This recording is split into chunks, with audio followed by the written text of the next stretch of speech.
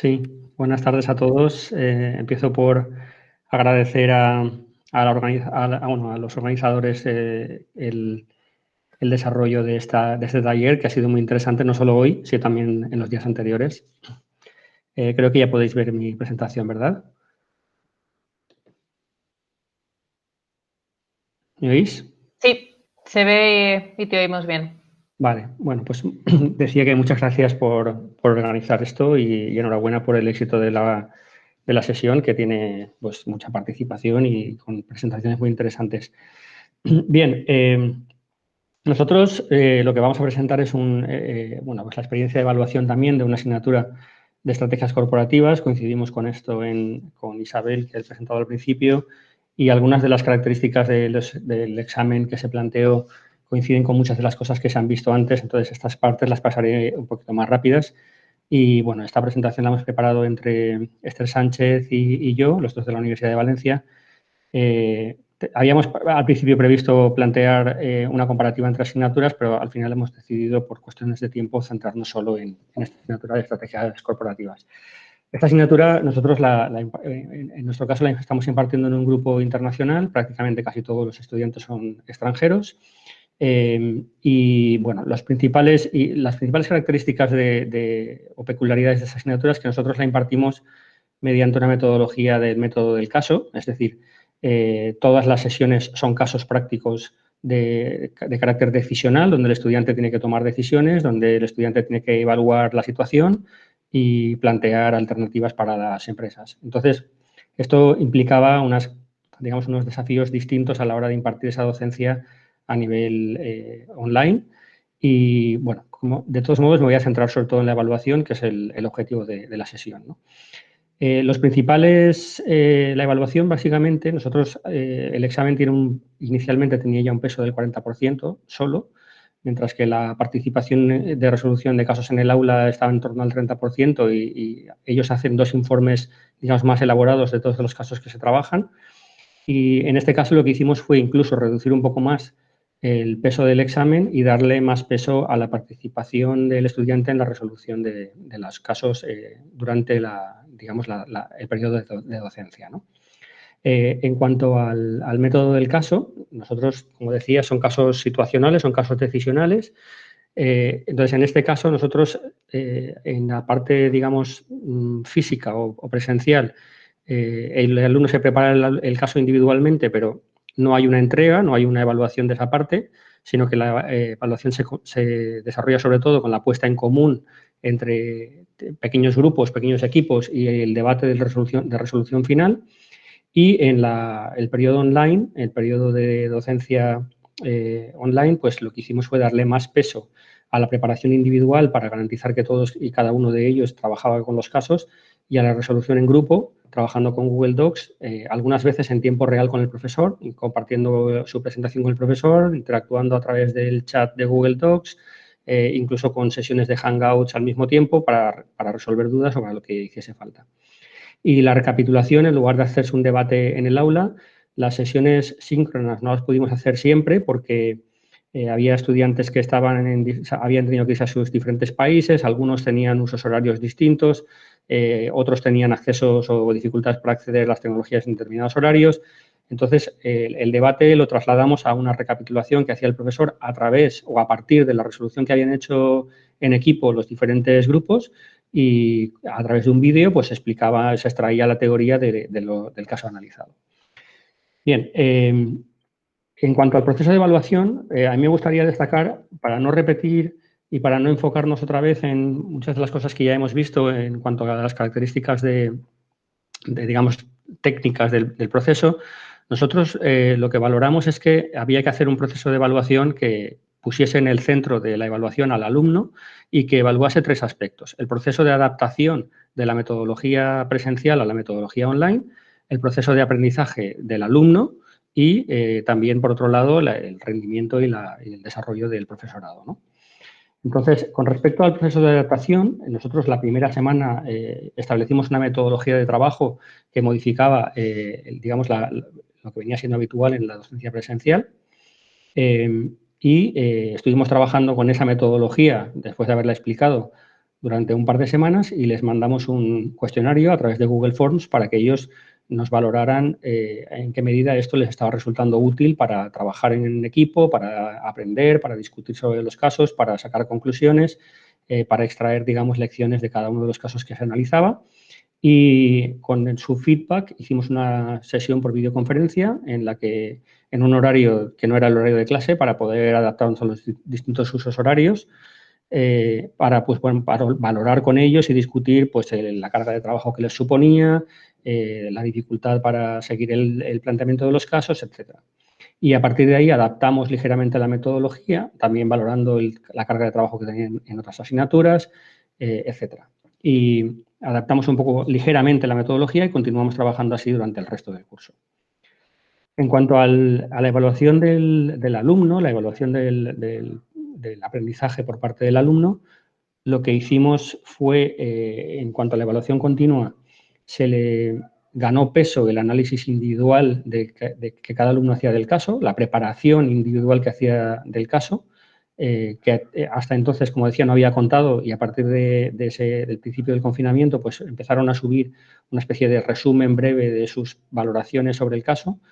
El análisis en grupo se elaboraba con un Google Docs con más peso de lo que tenía antes, en el que había una plantilla de resolución bastante orientada y ellos se conectaban en tiempo real, me invitaban a compartir su documento y, bueno, escribían con distintos colores los distintos alumnos, interactuábamos a través del chat del grupo, etcétera. Y luego, pues, había sesiones, como decía, grabadas donde se resolvían los casos o se sacaban conclusiones de los casos, pero también cada 2 o 3 semanas hacíamos una sesión síncrona donde, pues, resolvíamos dudas, extraíamos algunas contribuciones extras, etcétera. Y bueno, fuimos bastante flexibles en algunas entregas, en la temporización de reuniones, debido a las dificultades que había para muchos de ellos. Luego hablaré concretamente de la parte del examen. Y por último, con respecto a la evaluación del profesorado, pues nos acogimos a la evaluación oficial que la Universidad de Valencia hacía, que añadió un par de ítems a los cuestionarios habituales para preguntar específicamente sobre el cambio a las metodologías online. Y luego hicimos una evaluación propia, también a través de Google Forms, anónima, para poder tener digamos, más sensibilidad sobre lo que bueno, pues los estudiantes valoraban del esfuerzo extraordinario que habíamos hecho durante esos meses de confinamiento. Con respecto al examen, vosotros habéis hablado de metodologías en las que observabais al alumno mientras realizaba el examen. La Universidad de Valencia no estaba preparada para establecer sistemas de proctoring, de vigilancia del alumno, y bueno, y concretamente, pues además nos planteó la universidad que no querían o no les parecía adecuado que se aplicasen estas metodologías de vigilancia del alumno con cámaras a través de los ordenadores, en sus casas, etcétera. Con lo cual, pues tuvimos que buscar otras alternativas y a cada los diferentes condicionantes que se nos iban imponiendo, pues fuimos aplicando distintas respuestas. Primero teníamos que asegurar que quien se examinaba efectivamente era el estudiante y, dadas las características del curso que habíamos desarrollado y con la metodología docente que habíamos desarrollado, lo que planteamos fue preguntas que se hacían referencia a los casos que se habían estudiado durante el curso, con lo cual el estudiante que no los hubiese trabajado o la persona que no los hubiese trabajado previamente prácticamente pues no podía aportar nada a ese análisis porque el trabajo de preparación hubiese sido excesivo. Luego, por otro lado, había que procurar que el hecho de que tuviesen materiales delante no condicionase la eficacia de la evaluación y, por lo tanto, sí, por lo tanto, las preguntas se plantearon pues, con un enfoque práctico, con un enfoque reflexivo, análisis crítico, etcétera. En cuanto al contacto con otros estudiantes que no resultara ventajoso, pues se limitó el tiempo para que bueno, no tuviesen excesivo tiempo para debatir entre ellos y se planteó que las preguntas apareciesen de modo aleatorio. Incluso había preguntas muy parecidas sobre casos distintos, de manera que el estudiante realmente estaba respondiendo lo mismo, pero no tenía el mismo enunciado y, por lo tanto, era difícil encontrar a alguien que les pudiese, digamos, ayudar en su respuesta. y después utilizamos el Moodle porque era el medio oficial que la universidad tenía a su disposición y planteamos, como han dicho algunos de los compañeros antes, pues planes de contingencia para responder a las distintas incidencias que se podían dar, ¿no? Selecciones de usuario en Moodle, complementos del examen por email, incluso pues, después, conversaciones después posteriores al examen, etcétera. Aquí tenéis una comparativa de notas. El azul es las notas del año 2019-20. Como veis, es un poquito más positiva, pero no es excesivamente más positiva con respecto a las experiencias de años anteriores. Con lo cual, creemos que la evaluación, digamos que reflejó suficientemente bien lo que normalmente veníamos haciendo en la asignatura. Es una asignatura optativa que generalmente tiene buenos resultados.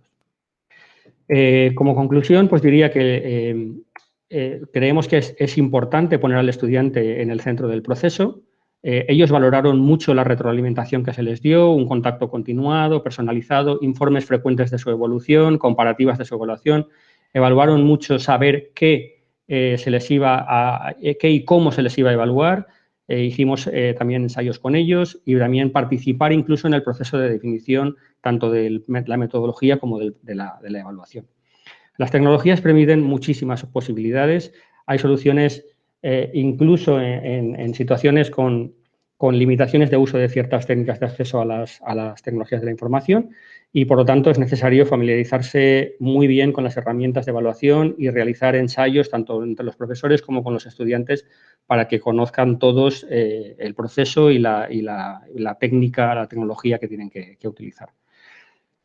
Otra cosa que valoraron mucho los estudiantes fue la proximidad y la empatía en estas circunstancias que eran especialmente adversas. Nosotros teníamos alumnos que eran extranjeros, que estaban solos en Valencia, aislados, muchas veces con problemas tecnológicos, otros que no recibían absolutamente ninguna otra docencia, incluso de compañeros de nuestra universidad, y tenían incluso sensación de desesperación, de abandono, y este contacto frecuente con ellos les resultó muy útil.